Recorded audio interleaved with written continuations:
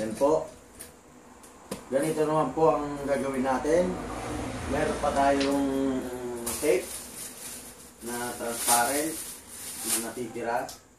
Dito po natin yan iti-tape sa tagiliran. Ipalibot po natin yan. Yan po.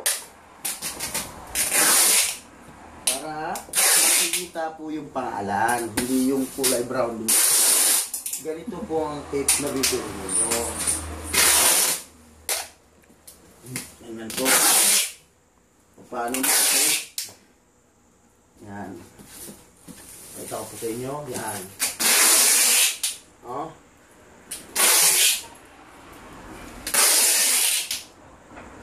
I-ano nyo po sa dugtungan ng tape. Ganyan po yung dugtungan na yan. Para or in case na may tubig, hindi siya kaagad-agad mabasa. Maambon-ambunan man. Ganun po.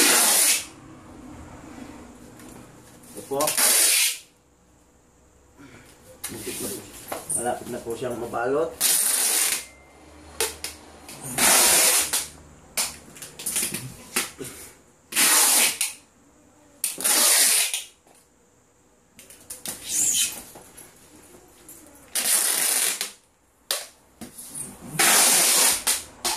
Ipakita mo yung pangalan, kuya. Ha? Yung pangalan. Yan. Yan. Natatakpan po. At yan kitang-kita po po yung kanya Hindi na po yun mabubura. name at address. Takpan po natin ang tape, pero current na tape. Napakaganda po ng pagka-tape. At napakalinis. Siguradong hindi mabubuksan. Wala namang nagbubukas, hinala lang. Hinala Para na hindi lang. kayo para hindi kayo mag-hinala. Ganun po yun. Tipan nyo po. Sige. Para parehas tayong may security. Kasi hindi naman tayo nakakita ng pagbukas doon o pag-deliver. Tama. Ito po, ubos na po yung isa. Mayroon pa tayong isa. Kaya buong buo po ito. Madalay salita. Sobra-sobra yung tape. Sa 6,000 won lang po yan. Sa halagang 6,000, huwag nyo tipirin ang box ninyo na ang laman nasa 2 million won. Kung ang laman 5,000 yun. Ay, huwag nyo na ito pagkain.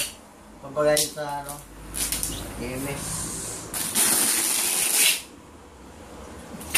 Buti na lang ako at hindi nagpapadala ng ganong kalaki. 5,000.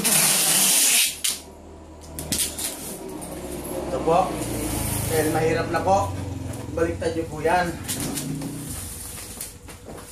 No? Yan, ganyan po. Para Mahigit din yun, madami yun. May mga Natin? may cellphone yun. Oo. Malaki yun. tapos po, kumuha ka ng resibo dyan. Mag-prepare ka. Nang? Para ilagay. Kumuha ka ng resibo. Ayan po, ganyan po ang Genesis. Safe na safe po kayo dyan. Maniwala kayo. Hindi po natin yan at may tiwala po ako sa mga tao doon sa Pilipinas.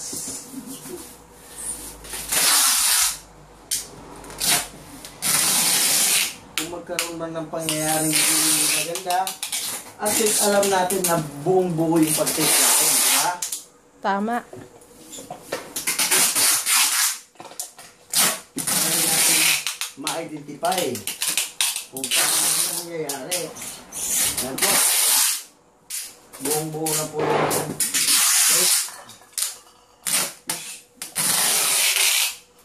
okay po.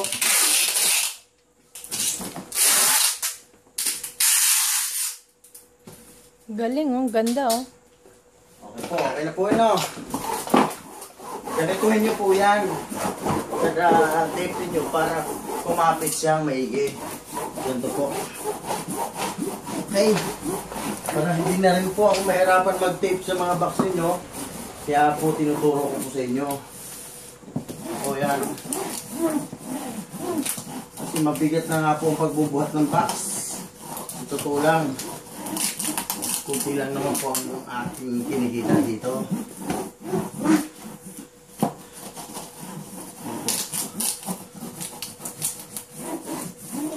Buong-buo na po siya. Meron sobra pa ng tape. Pwede nyo i-tape sa mga taong ano. Itip sa mga taong madadaldal. Oo. Itipan yung mga bunganga. Yan po. Okay na. May isang ano pa. Ano yung ano? Halika. At meron po Yung- kaming mga resibo na isinusulat kung anong laman ng aming box. Ito po ang resibo. Susulat nyo rito rin yung pangalan, address, telephone number, saka yung ID nyo or passport number. Tapos pangalan ng padalahan, ganoon din po, yung nasa box. Gayahin nyo lang po yun, ganoon. Tapos, Tapos ilalagay nyo po dito yung nakapaloob sa loob ng box. Kunyari, use clothes. Yun po. Shoes. Sabihin natin shoes. Kung ilang pairs ng shoes. Sabihin natin 2 pairs of shoes. Yun po. Clothes. Sabihin natin marami na po yan. Pwede nyo pong, kung gusto nyo isa-isahin, wala man pong problema. Tapos plates. Glass. Kung ano-ano pa. Ganyan po yon. Lista nyo po dyan.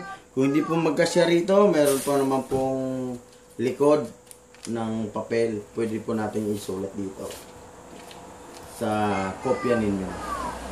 Pangalawa, may sign po dito. Sino nagpapadala. Yan po. Tapos kami na po magsulat nung pipilapan dito sa taas, box, saka box number. Ngari is box number ito is A-740. Ganun po. Sinusulat po rin namin yan dito.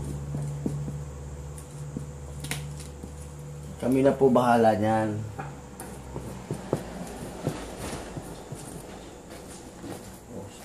Ito po yan.